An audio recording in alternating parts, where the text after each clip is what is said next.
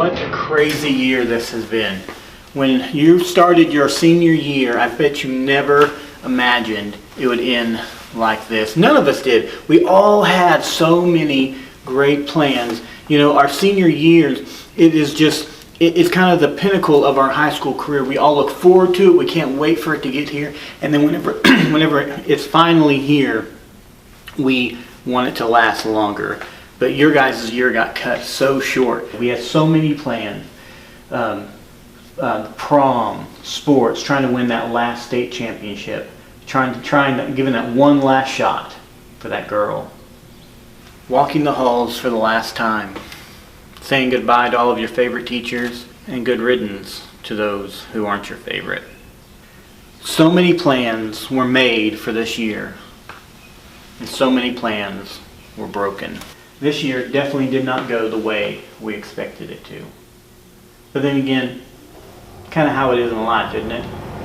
Nothing really goes the way we expected. There's an old saying, you want to hear God laugh, make a plan. And while that's not a verse from the Bible, it rings so true in our lives today. And there are so many verses in Scripture that point to the truth of that saying. And one of them is in Proverbs. You guys know I love Proverbs. We talk about Proverbs quite often, how Proverbs is so full of wisdom. How if you ever just need some answers or need some wisdom, go look through Proverbs. And here in Proverbs chapter 19, verse 21, it says, "Many plans are in a person's heart, but the Lord's decrees will prevail." In life, we make a lot of plans. Where we're going to eat, what car we're going to drive, what our career path we're going to take, who we're going to marry, where we're going to live, how many kids we're going to have. We make plans after plan after plan. For as long as I can remember, making a plan has been something I've been asked to do my whole life. From as far back as I can remember, people have been asking me, what's your plans for the future? What are you going to do when you grow up? Plans are an incredibly important part of our lives. We need to make plans to succeed. One of the first things in business they tell you is to make a plan. You want to win, you want to succeed, make a plan. In sports, you have to make a plan to win. Well, as you're making those plans, as you're trying to figure out what the next step for your life is, there's something important that I need you to understand. You're going to fail. I know you're thinking, gee, thanks for the motivation, Cliff. I really needed to hear that. But I want to be honest with you, because no matter how detailed your plans are, no matter how specific you get, no matter how down to the minor little things you go, when it comes right down to it, they're still your plan. And if this year has taught us anything, things don't always go the way that they're planned.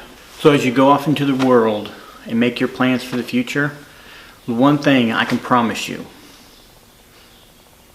nothing is going to go the way that you plan. Tim Tebow played college football for the Florida Gators. He won the Heisman Trophy and several championships during his time in Florida.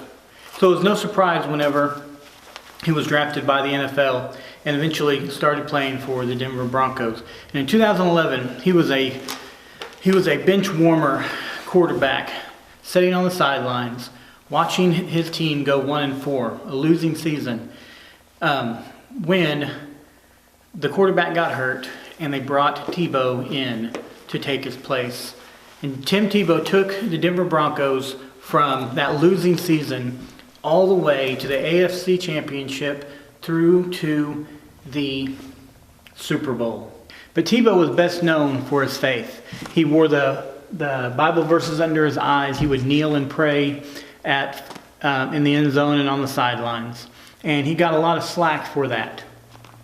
Eventually, Tebow was cut from the team or traded off and moved around and eventually left football altogether. Seems like a pretty big failure, doesn't it? Tebow is now playing in the minor leagues, baseball, and writing books and preaching, teaching people about Jesus. You see, Tebow had planned to play football until he couldn't anymore, until he retired. But because of his faith, he wasn't able to do that again anymore. And now God is using him to spread the gospel to thousands of people.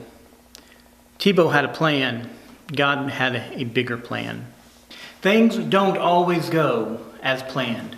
No matter how much you plan them, no matter how much your plans honor God, sometimes plans just don't work. But I need you to remember this. Remember, in Proverbs chapter 16, verses 9, a person's heart plans his ways. See, our heart plans our ways. We plan and we prepare. But see, the Lord, it says, but the Lord determines his footsteps. While our plans are failing, God's plans are prevailing every time. Now, I'm not saying you're going to fail at everything you do. I mean, you may become extremely successful and have everything the world has to offer. You may have the job you've always wanted, the car you've always wanted, the family you've always wanted. You may become extremely successful in the world's eyes. But if you're not allowing the Lord to determine your footsteps, it's all for nothing. You are doomed to fail. Romans 8:31 says, "For if God is for us, who can be against us?" Because if you are allowing God to lead your path, to determine your plans, to lead your steps, God, nothing can ever tear you down. If you are allowing God to lead your path, even whenever you feel like you've failed, you've succeeded more than you could ever imagine. See, God's got great plans for us. We don't know what they are, so we make our own plans. And then when our plans fail, we start to get depressed and sad. And like, God, what are you doing? Why aren't you doing? I'm doing this for you, blah, whatever. But God's got such better plans. Tebow, he honored God. He stood strong, but he still had to leave football because God had something bigger for him. God's got something big and great planned for you. If your heart is aligned with God, you'll never fail. No matter what your plans, how your plans turn out, it doesn't matter. God has got something great planned for you. I know it, that one day you're going to look back on all of your failures and see how God worked through all of it and brought you to a glorious and great future.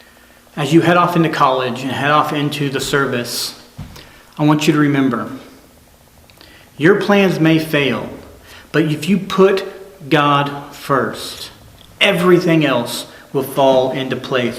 When your source of joy, when your source of peace and comfort comes from Christ, you'll never fail in life. No matter what you end up doing, no matter whether your plans succeed or not, if you put your faith in Jesus and you say, God, I'm going to trust you even in the midst of my struggles and hard times, you'll never fail. And you can be confident